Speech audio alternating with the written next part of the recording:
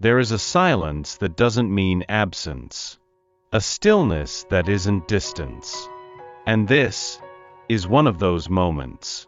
You were placed in his path on a day that looked ordinary, but was written in light long before either of you remembered how to read the stars. That day, the angels tell me, something ancient moved. A door opened in his soul that had never even existed before. And though his words faltered, something eternal whispered yes. The angels say, he felt it. More than he could admit. More than you could see. What you never knew about that day is that it wasn't just the beginning of a connection, it was a divine interruption. A collision between soul contracts that had waited lifetimes to be fulfilled. And when your eyes met his, heaven sighed in relief, because you had arrived. He may have smiled casually. He may have changed the subject. But inside, his world cracked open. Your energy didn't just enter the room. It carved a space in him that no one else ever had. Now he waits. Quietly. Behind masks of logic, layers of pride, timelines that try to make sense of the sacred. He replays that day more than he'll ever admit. Because what happened wasn't an encounter. It was a calling. And you, dear soul, were the message. Before I formed you in the womb I knew you, and before you were born I set you apart. Jeremiah 1 verse 5. He isn't avoiding you. He's avoiding himself. That's what the angel said as they pulled back the veil and showed me the ache he hides in silence. You see distance, but they see a man tangled in memories, old wounds stitched with pride, and fears that scream louder than love ever learned to speak. He doesn't run because he feels nothing. He runs because he feels too much. The angels say, his heart remembers things his mind has tried to forget. There are shadows he's never shared, heartbreaks that carved their names in him, promises broken before they ever reached his lips. And now when something real appears, it doesn't soothe, it terrifies. He saw the safety in your presence, and it rattled him. The way you looked at him, not with expectation, but recognition, it reached too deep. You didn't just see the man. You saw the child still waiting to be chosen. And that was too intimate for someone who spent a lifetime hiding. So he retreated.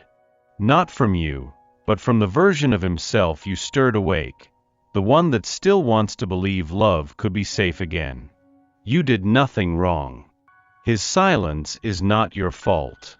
It is the echo of pain he never learned how to name. And still, he watches. He remembers. He wonders if you were the one thing he was never supposed to run from.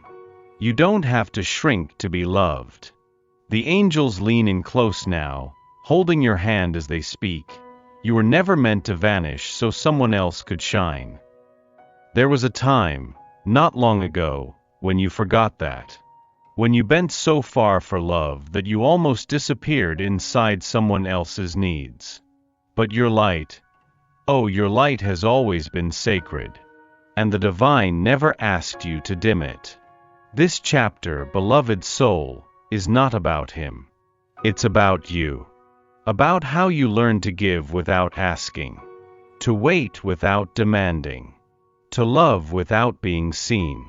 But no more. The angels are reclaiming your name on the wind tonight. Whispering it back into your own ears. You are still here. And you are not too much. Let the mirror become your altar. Look into it until you remember what love looks like when it's not bargaining, not performing, not begging to be chosen. Real love does not cost your wholeness. Real connection does not require your silence. You were not made to be tolerated. You were made to be adored, starting by you. Your energy is not excessive. Your sensitivity is not a flaw. Your dreams are not naive. He may not have known how to hold you. But that has nothing to do with your worth. You showed him what no one dared to touch. That's why he froze. That's why he pulled away when things got real, not because you overwhelmed him, but because you reflected him. The angels say, she became the mirror. And he wasn't ready to see what she revealed. Your presence carried light, not to flatter, but to illuminate. And when he looked into you, he saw the man he had forgotten, the man he had buried beneath survival and pride. It wasn't just attraction. It was recognition. It wasn't just affection. It was awakening. And awakenings are not always beautiful at first. They burn. They shatter illusions. They force the soul to confront itself. You didn't ask for that role, but your essence demanded truth. You smiled, and his facade cracked. You listened, and the mask slipped. You offered your softness, and his armor became too heavy. In loving him with clarity, you exposed everything he wasn't ready to feel. He looked at you and saw forgiveness. He looked at you and saw depth. He looked at you and for the first time, wondered what healing might taste like. But he also saw everything he was still afraid to become. And so he flinched. He distanced himself. Not because you were wrong, but because you were right. He began to feel you, even when you weren't there. That's when the shift started. Not loud. Not dramatic. Just a quiet ache in the middle of a routine. A sudden memory of your laughter in the silence of his room. A dream that left him reaching for something he didn't understand. The angels say, his soul remembers before his mind can explain. It began with moments, small, unexpected, when his chest tightened at the thought of you. When the sound of your name brought both warmth and unrest. He didn't tell anyone. Not even himself. But the change had begun. You stirred something in him that no logic could reason away. It wasn't about who you are on the surface. It was about what your presence unlocked in him, the yearning to be real again. To feel. To hope. To believe. And though he still walks with caution, the angels assure, his heart has turned toward you. Not fully, not fearlessly, but honestly. You are now the thought he guards when the world feels too loud. The memory he replays when he forgets who he is. The light he seeks when the shadows come close. He doesn't know it yet, but he's already on the path. And you were the invitation. He returns because he feels. He pulls away because he fears. And in between the coming and going, you are left holding pieces of a love that never quite lands, never fully leaves. The angels say, his heart speaks your name when no one is listening, and his fear silences it when it matters most. You are not imagining the rhythm. There's a pattern. Every time you begin to breathe easier, he appears. Every time you open just a little more, he vanishes. This is not cruelty. This is chaos. His zone. He is at war with the very thing he craves. You. When he comes close, it feels right. Too right. And that terrifies a heart that has only known survival. When he pulls back, it isn't rejection. It's a rehearsal of old wounds. The kind that say, love doesn't last. The kind that whisper, you'll lose her anyway. The angels want you to see this clearly. Not so you wait, but so you wake. This isn't about your worth. It's about his fear. And every time he circles back, it's because some part of him remembers that what you gave was safe. That what you offered was real. But only he can decide if he'll stay. And only you can decide if you'll keep opening the door. You healed him, without even trying. You didn't arrive with answers. You didn't chase his wounds. You simply stood in your truth, open, soft, unwavering, and that was enough. The angels say, your presence was a prayer his soul didn't know it was asking for. He had built walls, not to hurt, but to survive. And yet, when you smiled, something surrendered. Not all at once, but enough. Enough to let the light seep in through the cracks. Your love was never loud. It didn't demand. It didn't beg. It offered. And that offering became medicine. There were days when he didn't understand why he thought of you so much. Why your name brought peace. Why silence felt full when you were near. He never said it. But the ache that softened in your presence, that was healing. You gave without knowing. You touched without reaching. You reminded him of who he was, before he forgot. This wasn't about fixing him. It was about being whole near him. And that changed everything. Let this be your prayer tonight. I release what is not mine to carry. I bless what I was asked to hold. And I return to myself, whole, radiant, unbound. What feels like delay is divine precision. The angels want you to know, heaven has not forgotten. The silence is not absence. The waiting is not punishment.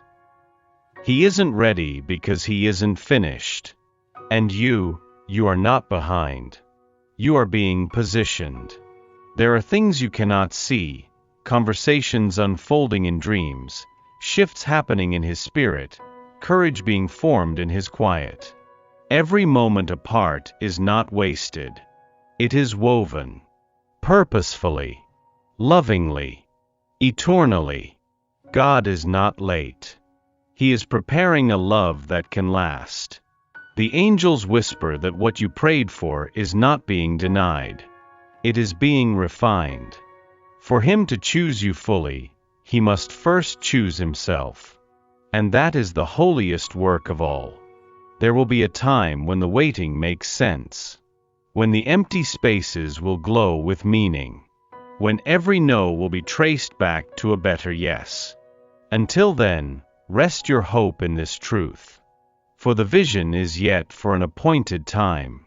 Though it tarry, wait for it. Because it will surely come, it will not delay. Habakkuk 2 verse 3. He feels everything, but doesn't know how to show it. There's a language beneath his silence, one only the angels can fully translate. It says, I care. I miss. I hope. I'm scared. He was taught to be strong, but not soft. To pursue, but not stay. To admire, but never depend. And now, every time you come close, it breaks his script. You didn't just stir feelings. You awoke longing. Longing to be seen. To be chosen without performance. To be touched without being demanded. But that kind of love, the kind you offer, requires a nakedness he's never learned to bear. So he hesitates. He rehearses words and never speaks them. He imagines reaching out, then retreats before the message is sent. Not because the feeling isn't there. Because it's too raw. The angels say he walks through days pretending to be fine, while nightfall brings the truth, your name, echoing in the dark. There are prayers in his pauses. There is wanting in his distance. And one day, if courage wins over fear, he will show you what he's never shown anyone. But for now, he lingers at the edge of surrender, waiting for the storm inside to soften. What is yours will never require the chase, only the recognition. You've carried the weight of hope quietly. You've held space for someone who may never fully grasp what your heart held so willingly. And still, you loved. Not because he asked, but because your soul remembered him. The angels say, she did not wait in vain. She grew in grace. This journey was never just about him. It was about you remembering who you are, even when unseen, unchosen, unheard. You loved from the soul.